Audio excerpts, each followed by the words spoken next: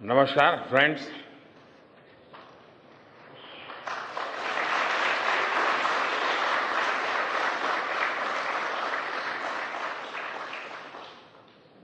आप सभी के बीच आकर आज एक अलग ही खुशी महसूस कर रहा हूं। शायद ऐसी खुशी बहुत रेयर ओकेजन होते हैं जब तन मन खुशियों से भर गया हो। और व्यक्ति के जीवन में कई बार ऐसी घटनाएं घटती हैं कि वो बेसब्री हावी हो जाती है। इस बार मेरे साथ भी ऐसा ही हुआ है। इतनी बेसब्री,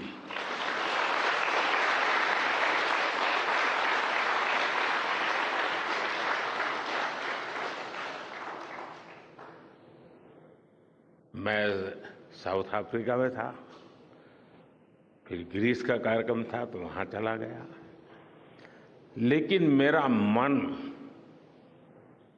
पूरी तरह आपके साथ ही लगा हुआ था।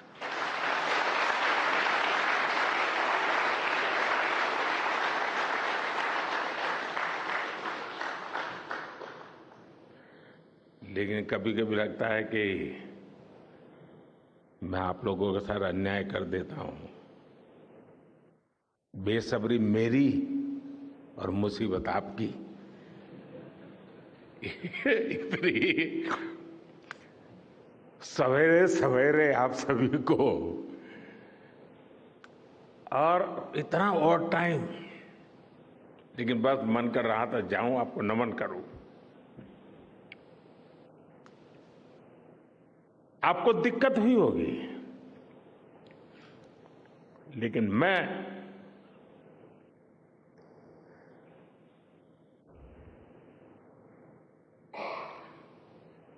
भारत में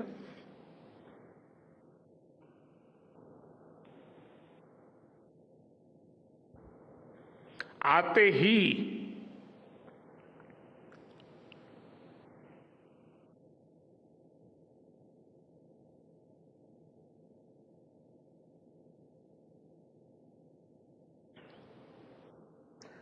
जल्द से जल्द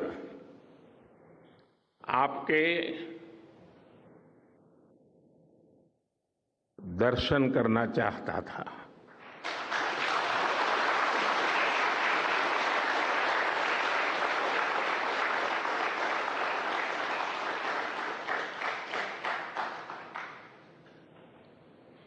आप सबको सैल्यूट करना चाहता था।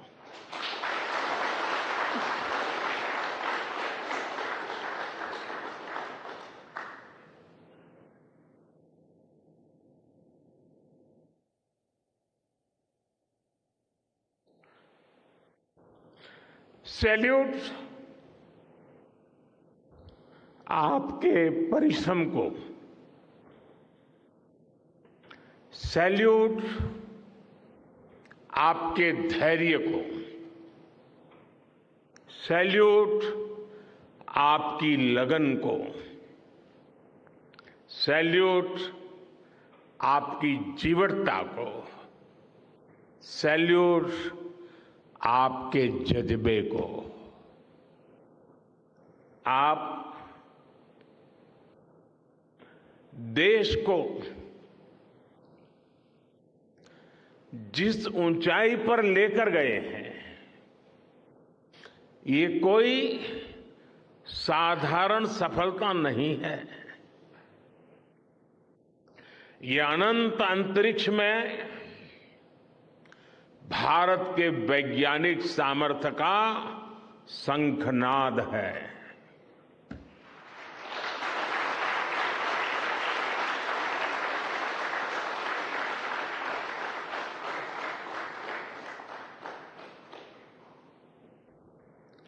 India India is on the moon.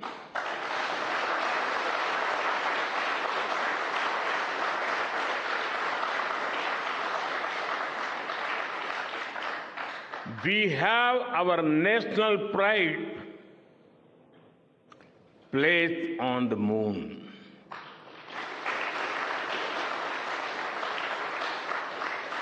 हम वहां पहुंचे जहां कोई नहीं पहुंचा था। हमने वो किया जो पहले कभी किसी ने नहीं किया था। ये आज का भारत है, निर्भीक भारत, जुझारू भारत।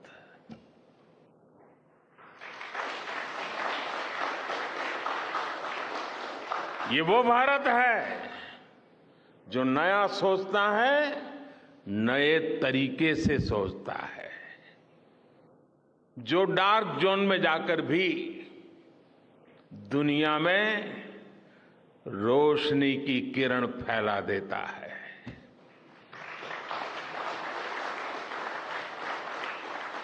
21वीं सदी में यही भारत दुनिया की बड़ी बड़ी समस्याओं का समाधान करेगा। मेरी आंखों के सामने 23 अगस्त का वो दिन, वो एक एक सेकंड बार बार घूम रहा है। जब टचडाउन कंफर्म हुआ तो जिस तरह यहां इसरो सेंटर में पूरे देश में लोग उछल पड़े, वो दृश्य कौन भूल सकता है। कुछ स्मृतियां अमर हो जाती है। वो पल अमर हो गया। वो पल इस सदी के सबसे प्रेरणादायी क्षणों में से एक है। हर भारतीय को लग रहा था कि विजय उसकी अपनी है। खुद महसूस करता था। हर भारतीय को लग रहा था कि जैसे वो खुद एक बड़े एग्जाम में पास हो गया है। आज भी बधाइयां दी जा रही हैं, संदेश दिए जा रहे हैं, और ये सब मुमकिन बनाया है आप सबने, आपने।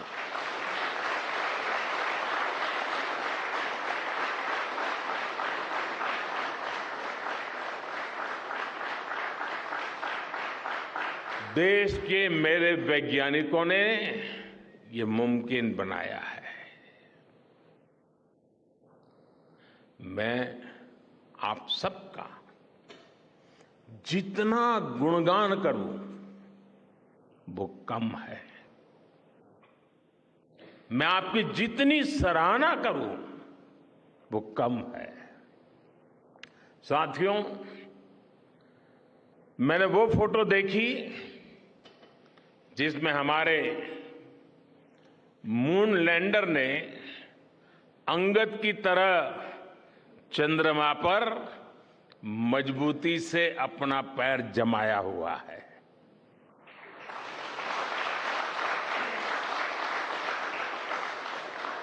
एक तरफ विक्रम का विश्वास है तो दूसरी तरफ प्रज्ञान का पराक्रम है।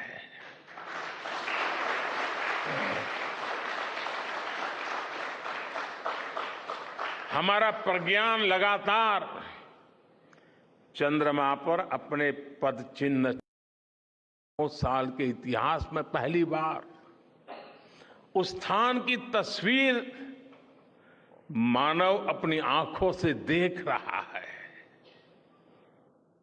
और ये तस्वीर दुनिया को दिखाने का काम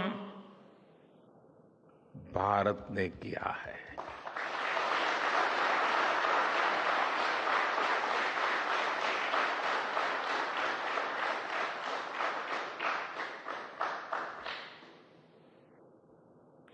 आप सभी वैज्ञानिकों ने किया है। आज पूरी दुनिया भारत की साइंटिफिक स्पिरिट का, हमारी टेक्नोलॉजी का और हमारे साइंटिफिक टेम्परामेंट का लोहा मान चुकी है।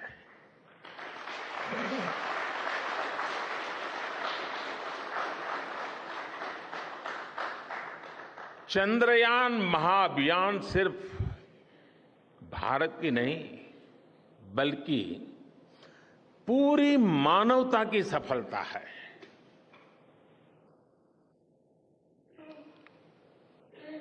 हमारा मिशन जिस क्षेत्र को एक्सप्लोर करेगा, उससे सभी देशों के लिए मून मिशंस के नए रास्ते खुलेंगे। ये चांद के रहस्य को तो खोलेगा ही, साथ ही धरती की चुनौतियों के समाधान में भी मदद करेगा। आपकी इस सफलता के लिए मैं एक बार फिर सभी वैज्ञानिकों को, टेक्नीशियंस, इंजीनियर्स और चंद्रयान महाअभियान से जुड़े सभी सदस्यों को बधाई देता हूं।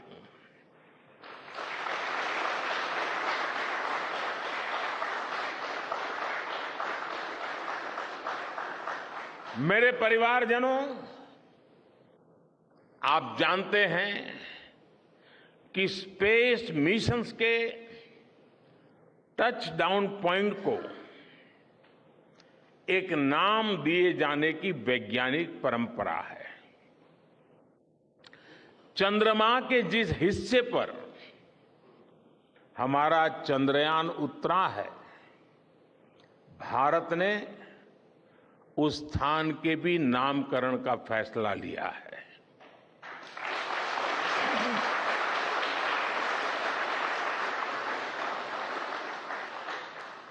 जिस स्थान पर चंद्रयान 3 का मून लैंडर उतरा है, अब उस पॉइंट को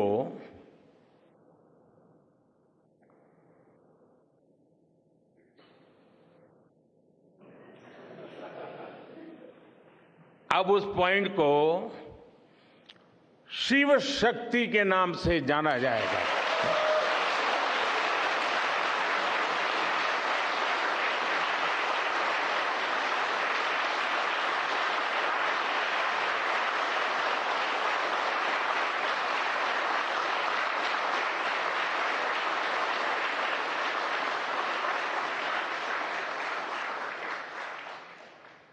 शिव में मानवता के कल्याण का संकल्प समाहित है और शक्ति से हमें उन संकल्पों को पूरा करने का सामर्थ्य मिलता है। चंद्रमा का शिव शक्ति पॉइंट हिमालय से कन्याकुमारी से जुड़े होने का बोध कराता है।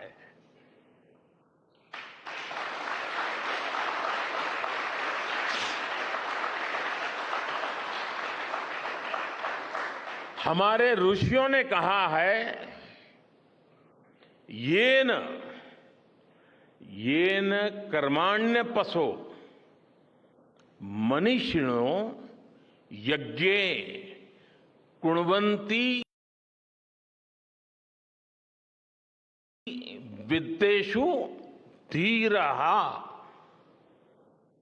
यत्पूर्व यक्ष्मन्तः प्रजानां तन्मे मनः शिव संकल्पम अस्तु।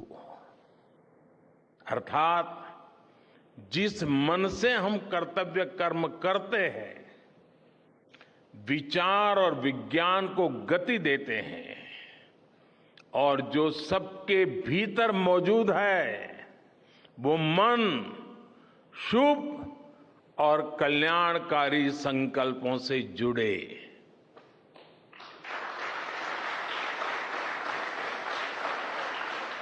मन के इन शुभ संकल्पों को पूरा करने के लिए शक्ति का आशीर्वाद अनिवार्य है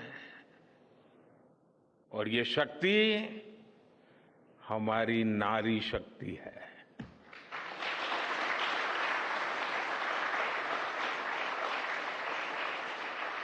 हमारी माताएं बहनें हैं। हमारे यहां कहा गया है, सृष्टि स्थिति विनाशानाम शक्ति भूते सनातनी। अर्थात निर्माण से प्रलय तक पूरी सृष्टि का आधार नारी शक्ति ही है।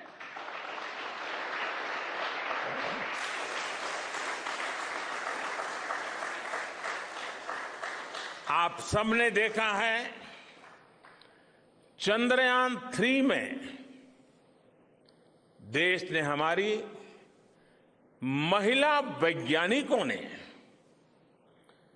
देश की नारी शक्ति ने कितनी बड़ी भूमिका निभाई है। चंद्रमा का शिव शक्ति पॉइंट सदियों तक भारत के इस वैज्ञानिक और दार्शनिक चिंतन का साक्षी बनेगा।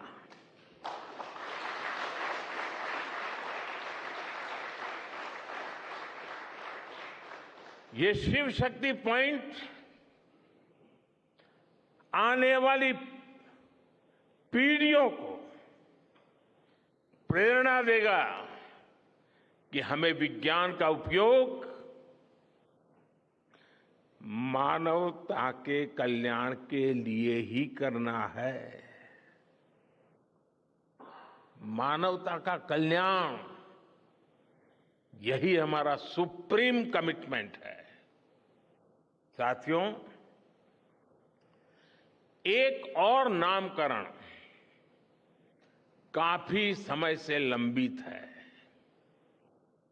4 साल पहले जब चंद्रयान 2 चंद्रमा के पास तक पहुंचा था, जहां उसके पदचिन्ह पड़े थे, तब ये प्रस्ताव था कि उस स्थान का नाम तय किया जाए। लेकिन उन परिस्थितियों में निर्णय लेने के स्थान पर हमने प्रण लिया कि जब चंद्रयान 3 सफलतापूर्वक चांद पर पहुंचेगा, तब हम दोनों पॉइंट का नाम एक साथ रखेंगे।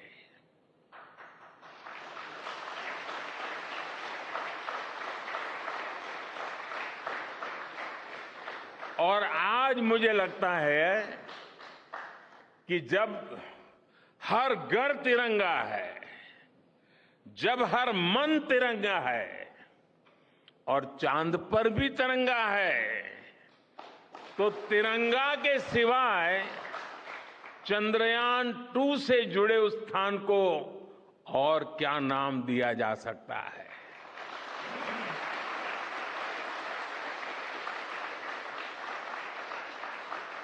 इसलिए चंद्रमा के जिस स्थान पर चंद्रयान 2 ने अपने पदचिन्ह छोड़े हैं, वो पॉइंट अब तिरंगा कहलाएगा।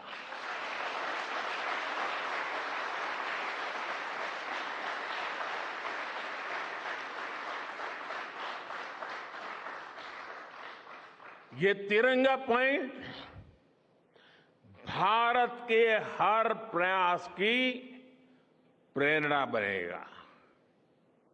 ये तिरंगा पॉइंट हमें सीख देगा कि कोई भी विफलता आखिरी नहीं होती।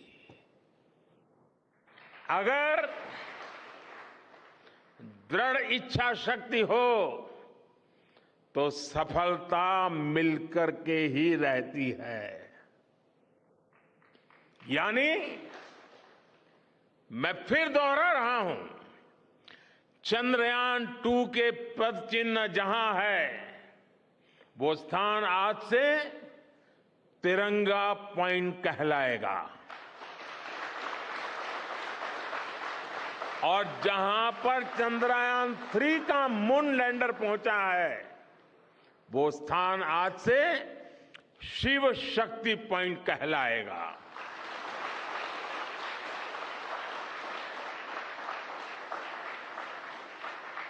साथियों,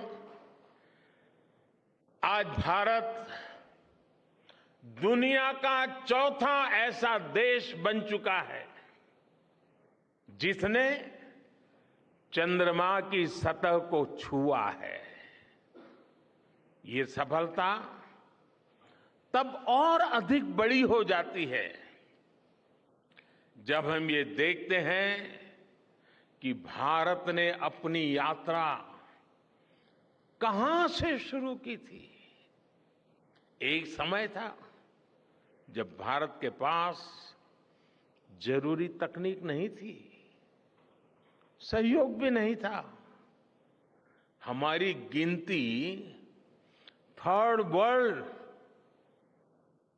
यानी थर्ड रॉ में खड़े देशों में होती थी। थर्ड वर्ल्ड थर्ड रॉ में खड़े हुए लोगों में होती थी।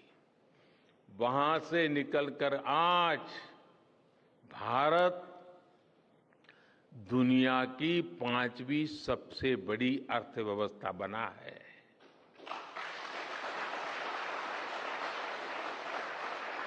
आज ट्रेड से लेकर टेक्नोलॉजी तक भारत की गिनती पहली पंक्ति यानी फर्स्ट रॉ में खड़े देशों में हो रही है। यानी थर्ड रॉ से फर्स्ट रॉ तक इस यात्रा में इसरो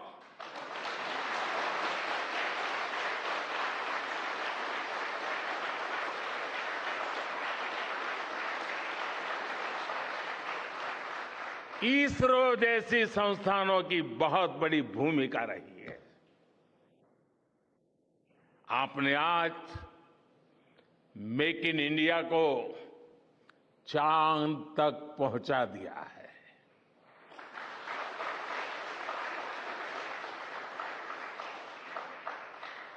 मेरे परिवारजनों, मैं आज आपके बीच आकर विशेष तौर पर देशवासियों को आपकी मेहनत के बारे में बताना चाहता हूं। जो मैं बातें बता रहा हूं वो आपके लिए नई नहीं है, लेकिन आपने जो किया है, जो साधना की है, वो देशवासियों को भी पता होना चाहिए। भारत के दक्षिण हिस्से से चंद्रमा के दक्षिणी ध्रुव तक चंद्रयान की ये यात्रा आसान नहीं थी। मून लैंडर की सॉफ्ट लैंडिंग सुनिश्चित करने के लिए हमारे वैज्ञानिकों ने इसरो की रिसर्च फैसिलिटी में आर्टिफिशियल मून तक बना डाला। इस आर्टिफिशियल मून पर विक्रम लैंडर को अलग अलग तरीके से सरफेस पर उतारकर उसका टेस्ट किया गया था। अब इतने सारे एग्जाम देकर हमारा मून लैंडर वहां गया है तो उसे सक्सेस मिलनी ही मिलनी थी।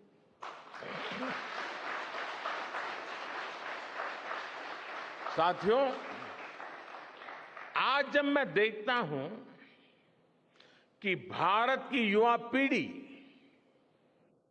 साइंस को लेकर, स्पेस को लेकर, इनोवेशन को लेकर इतनी एनर्जी से भरी हुई है, तो उसके पीछे हमारे ऐसे ही स्पेस मिशंस की सफलता है। मंगलयान की सफलता ने, चंद्रयान की सफलता ने, गगनयान की तैयारी ने देश की युवा पीढ़ी को एक नया मिजाज दे दिया है। आज भारत के छोटे छोटे बच्चों की जुबान पर चंद्रयान का नाम है। आज भारत का हर बच्चा आप वैज्ञानिकों में अपना भविष्य देख रहा है। इसलिए आपकी उपलब्धि सिर्फ ये नहीं है कि आपने चांद पर तिरंगा लहराया, लेकिन आपने एक और बड़ी उपलब्धि हासिल की है, और वो उपलब्धि है भारत की पूरी पीढ़ी को जागृत करने की, उसे नई ऊर्जा देने की।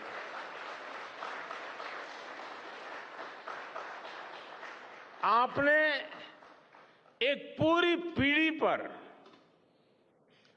अपनी इस सफलता की गहरी छाप छोड़ी है। आज से कोई भी बच्चा रात में जब चंद्रमा को देखेगा तो उसको विश्वास होगा कि जिस हौसले से मेरा देश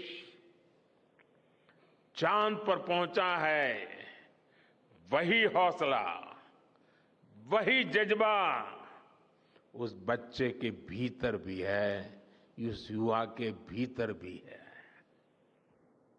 आज आपने भारत के बच्चों में आकांक्षाओं के जो बीज बोए हैं, कल वो वट वृक्ष बनेंगे और विकसित भारत की नींव बनेंगे।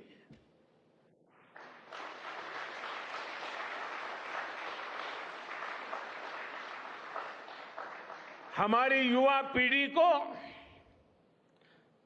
निरंतर प्रेरणा मिलती रहे,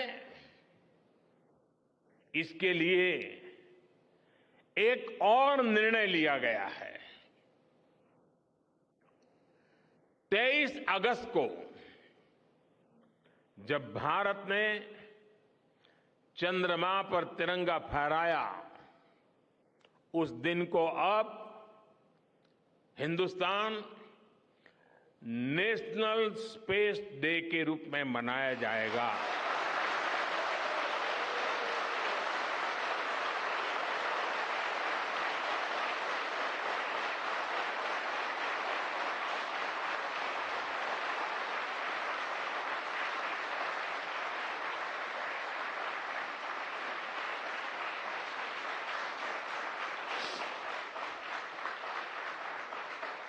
जब हर वर्ष national space day science, technology और इनोवेशन की स्पिरिट को सेलिब्रेट करेगा, हमें हमेशा हमेशा के लिए प्रेरित करता रहेगा।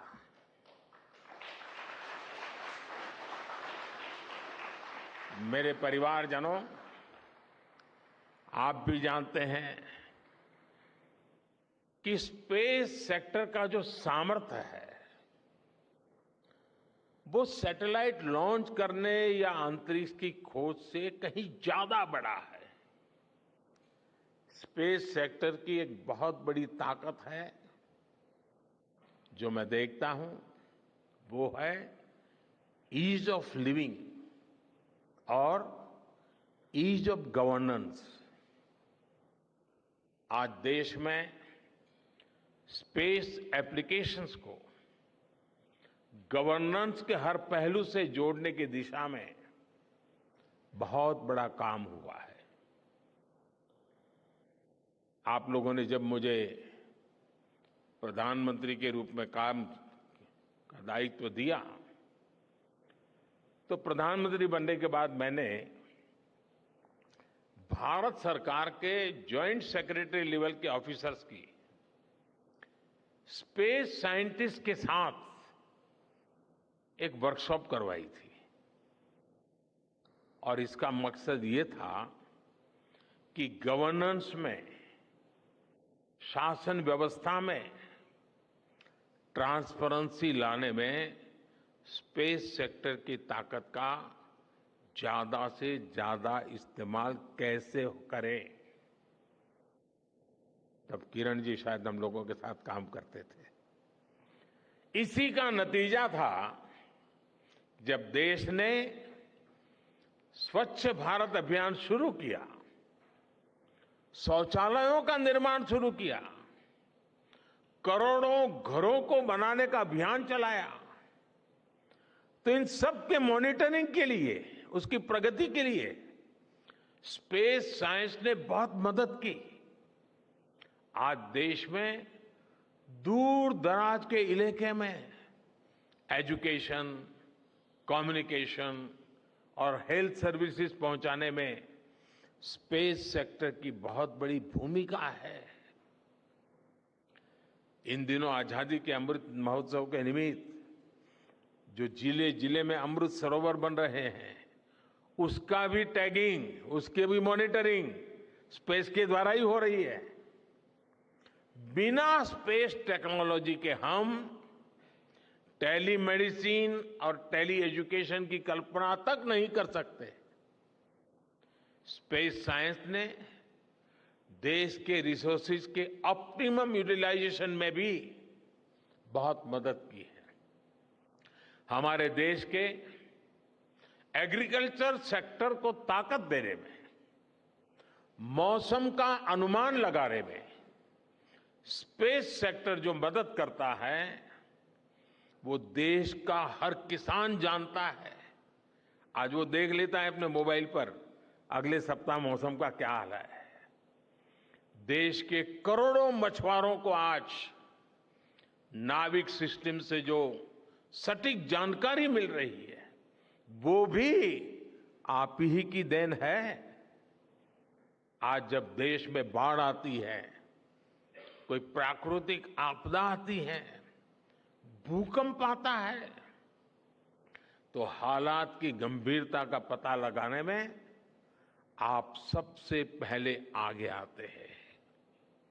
जब साइक्लोन आता है तो हमारी सैटेलाइट्स उसका सारा रूट बताती हैं, सारी टाइमिंग बताती हैं और लोगों की जान भी बचती है, संपत्ति भी बचती है। और सिर्फ साइक्लोन के कारण जो संपत्ति बचती है ना, उसका अगर जोड़ लगा दें तो आज स्पेस का जो खर्चा है उससे वो ज्यादा हो जाता था।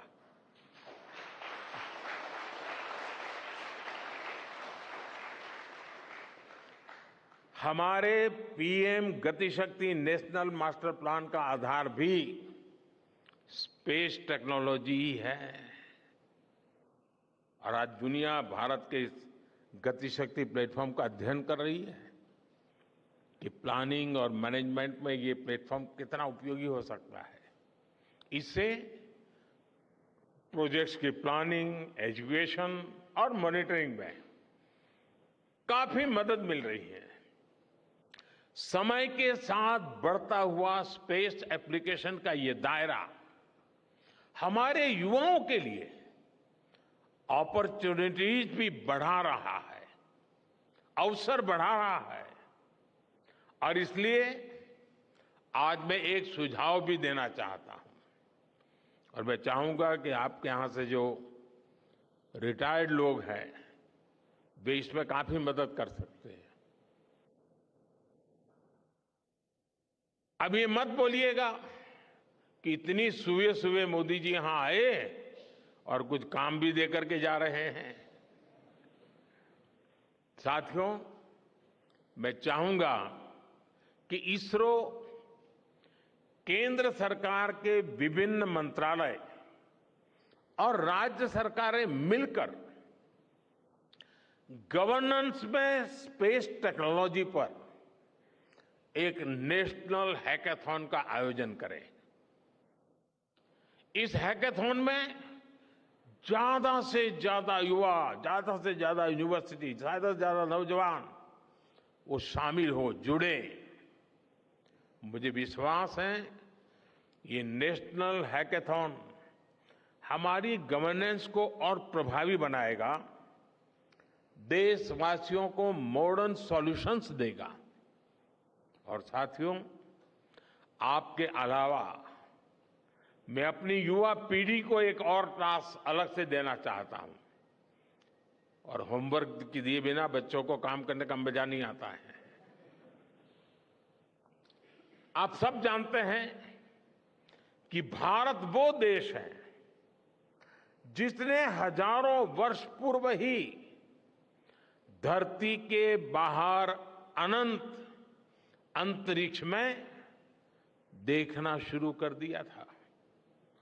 हमारे यहां सदियों पहले अनुसंधान परंपरा के आर्यभट्ट, ब्रह्मगुप्त, वराहमिहिर और भास्कराचार्य जैसे ऋषि मनीषी हुए थे।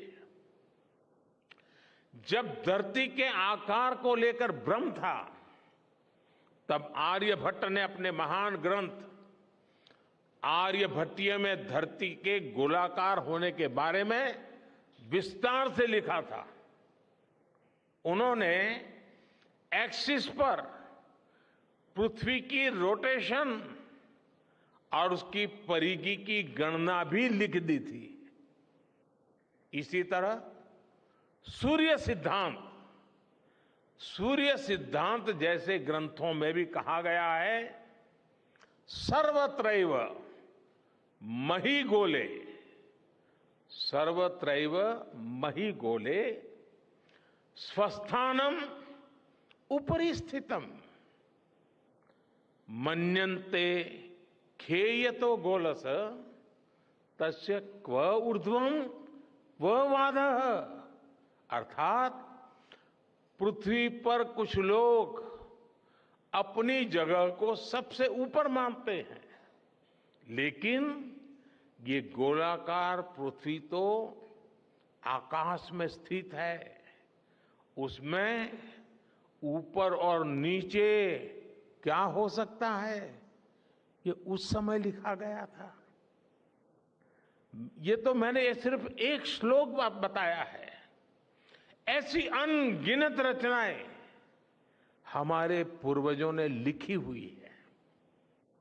सूर्य, चंद्रमा और पृथ्वी के एक दूसरे के बीच में आने से ग्रहण की जानकारी हमारे कितने ही ग्रंथों में लिखी हुई पाई जाती है।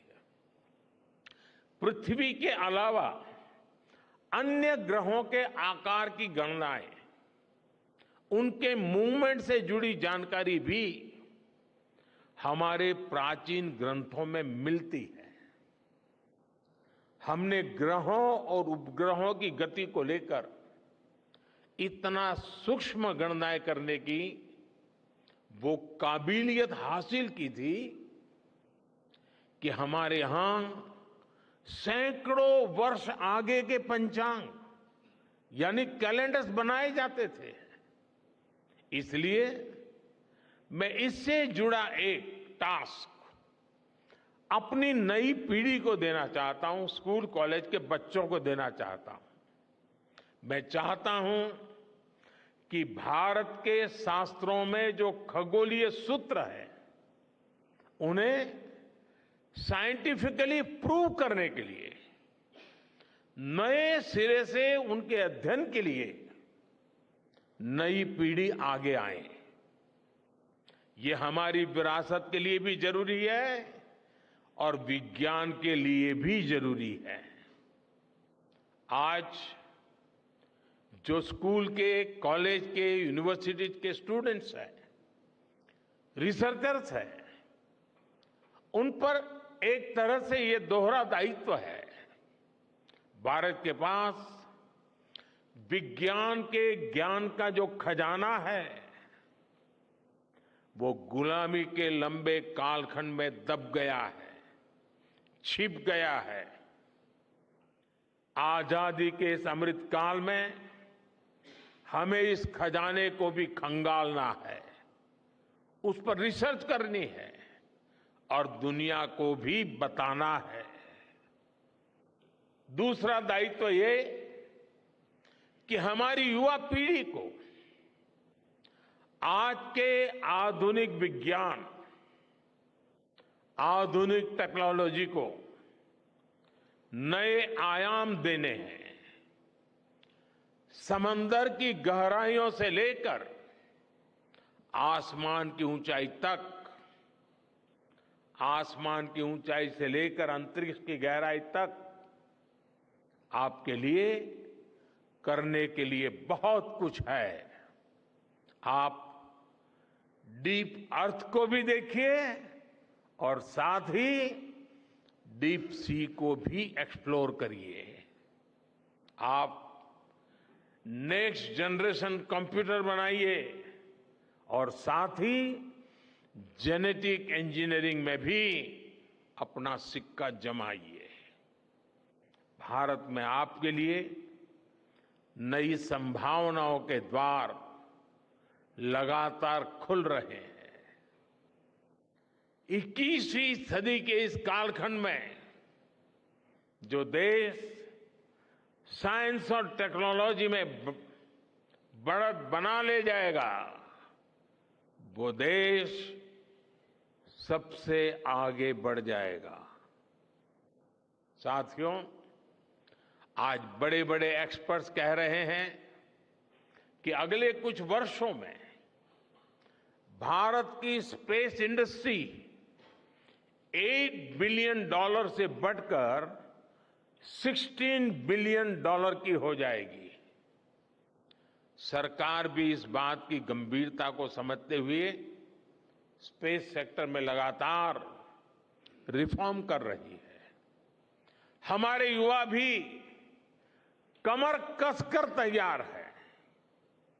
आपको जानकर सुखद आश्चर्य होगा कि पिछले 4 साल में स्पेस सेक्टर में काम करने वाले स्टार्टअप्स की संख्या 4 से बढ़कर करीब करीब 150 हो गई है।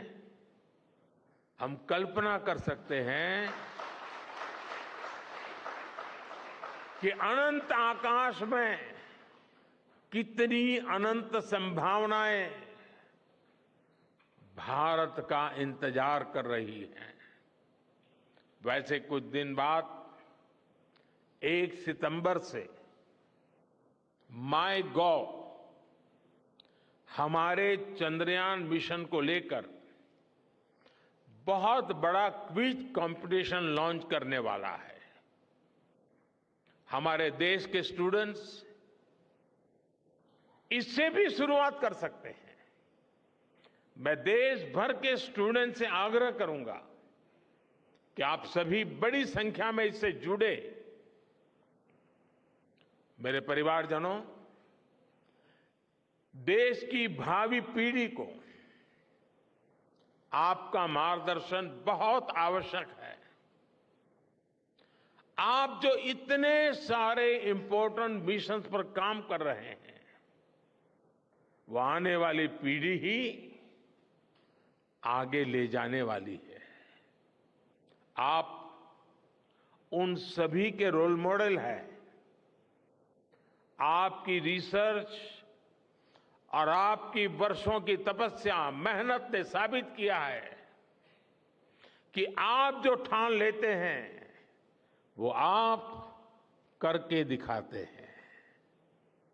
देश के लोगों का विश्वास आप पर है और विश्वास कमाना छोटी बात नहीं होती है दोस्तों। आपने अपनी तपस्या से विश्वास कमाया है।